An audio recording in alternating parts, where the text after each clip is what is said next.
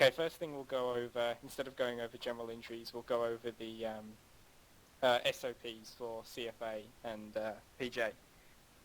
So if you're playing as a CFA, you won't have access to surgical kits or personal aid kits, but you will have access to saline and epinephrine, which you can use. As a CFA, you'll be sticking with the squad leader most of the time, so you just stick right with him, unless he assigns you to a particular fire team, which he might do every now and again, or he might send you to another squad entirely if there's been some sort of mass casualty event.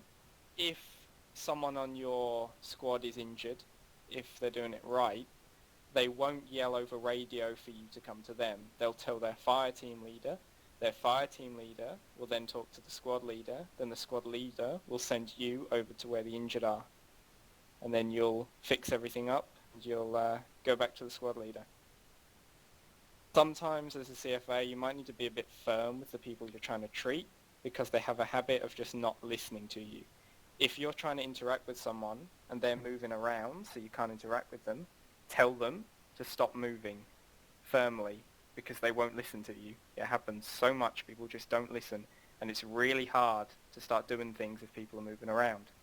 As a CFA, you want to be coordinating with the PJs, so if a PJ happens to be near your squad, and you know that your squad is filled with people who have various injuries, while they may be bandaged up, the limbs will be blue, meaning they're injured.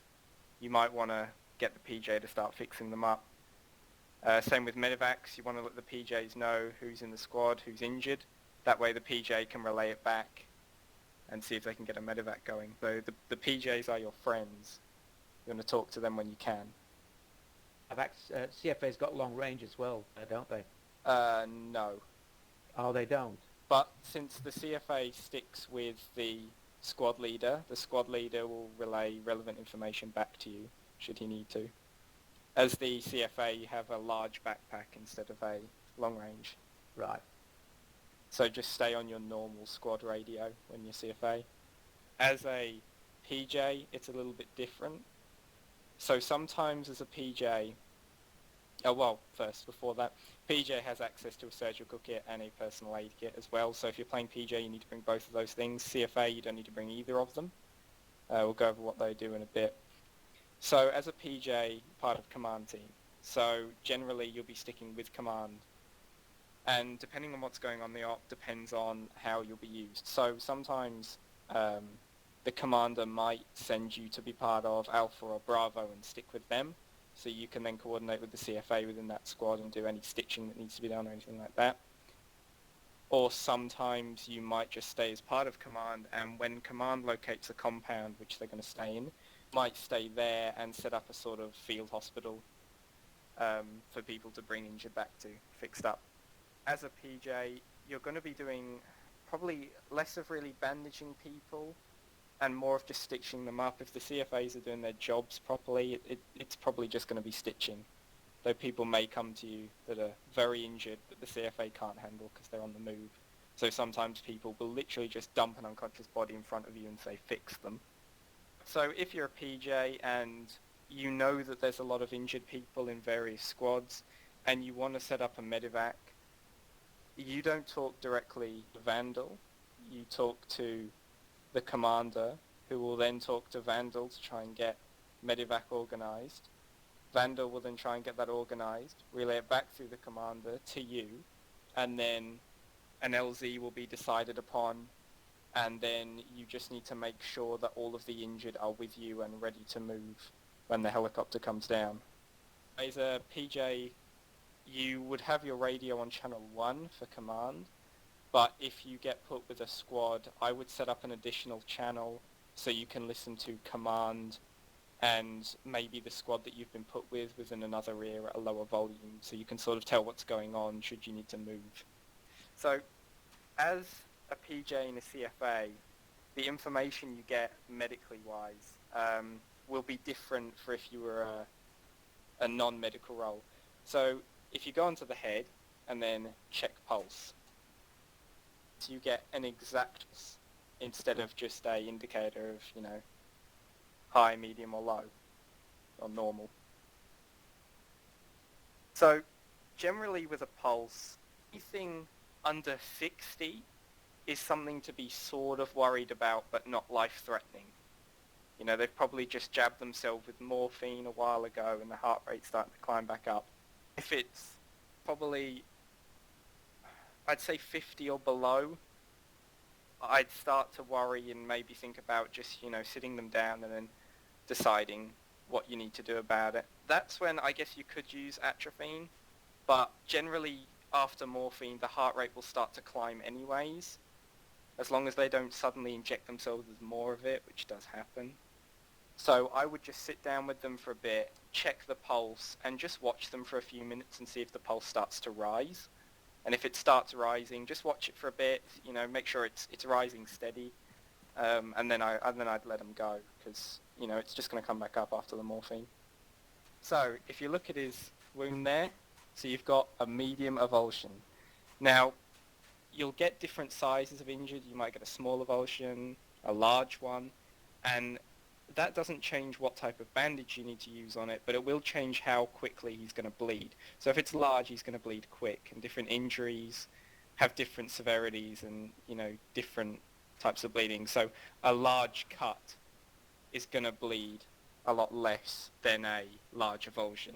With an injury like an avulsion, I recommend a packing bandage or a quick clot. They both work. So we use a packing on them. And we go. It fixed it in one bandage. Now, if you use the wrong type of bandage, which we will now test,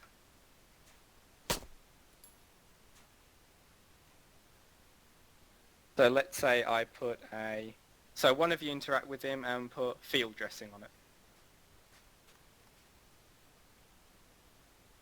But it didn't. So notice the wrong type of bandage goes on. Even with two, the wound's still bleeding. So one person, select yourselves now, put a packing on it. And look at that, one bandage and he's fixed.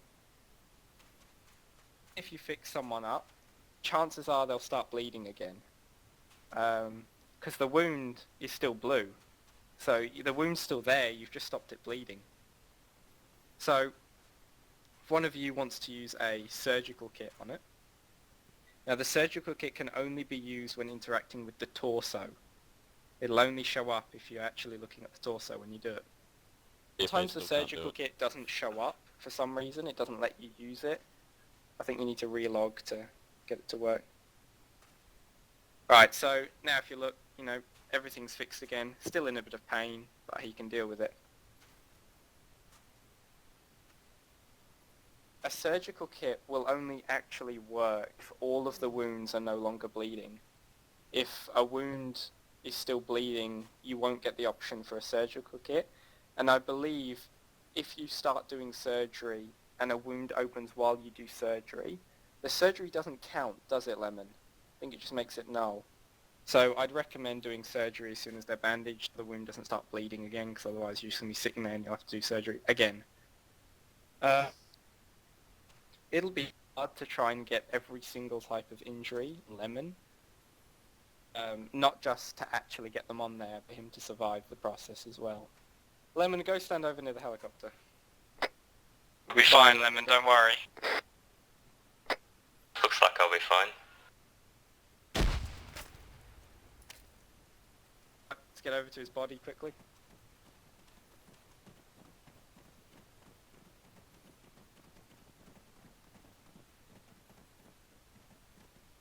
So he's looking pretty messed up. So if you look at each limb, it'll tell you what sort of wounds you've got on there. So on his torso, he's got minor avulsion, large avulsion, and a minor puncture wound. He's got two different wounds on one part of the body. So first of all, we'll take care of the avulsions. So if someone wants to put a packing bandage on the torso. Packing. So the packing's on there, and if you look, it's gotten rid of one of those avulsions. So if someone wants to put a quick clot on there now. Now quick clot and elastic can both be used for puncture wounds. So puncture wounds are usually what you're going to get if there's any grenades or shrapnel around. So if you look, it's got a partial minor puncture wound now. So if someone wants to put another packing on to take care of that other avulsion, one more quick clot on there, care of that partial minor puncture wound, the torso is fixed. So you want to just work through your injuries one by one as you go through, make sure they're all taken care of. Generally, I'd go for the bigger wounds first, stop them from bleeding. So if we look at the leg here, the right leg, there's a small cut. So a quick clot is good for that. Sorry, not a quick clot. Elastic is good for cuts. Leg's fixed. Now we've got the left leg, so we've got a small velocity wound. And a velocity wound can be fixed with a quick clot or packing bandage. Someone wants to put that on his leg. So now he's not bleeding from anywhere, and I'd recommend someone stitch him up now, just so these wounds don't open again, and we can work on him in other ways without having to worry about bleeding. Bleeding's what you want to get out of the way first. If they're still unconscious, don't worry about it. As long as they're not bleeding, you're in a better position. So, lost a lot of blood, and generally, if someone's been bleeding for a long time, I'd stick a 1000 in, and then just sort of go from there. Saline, when you apply it, that person who you've applied it to doesn't need to remain near you for it to keep going. As long as it's applied, it'll keep going in. So if someone wants to give Lemon a 250 milliliter saline, saline can't be applied to the torso, only to arms and legs.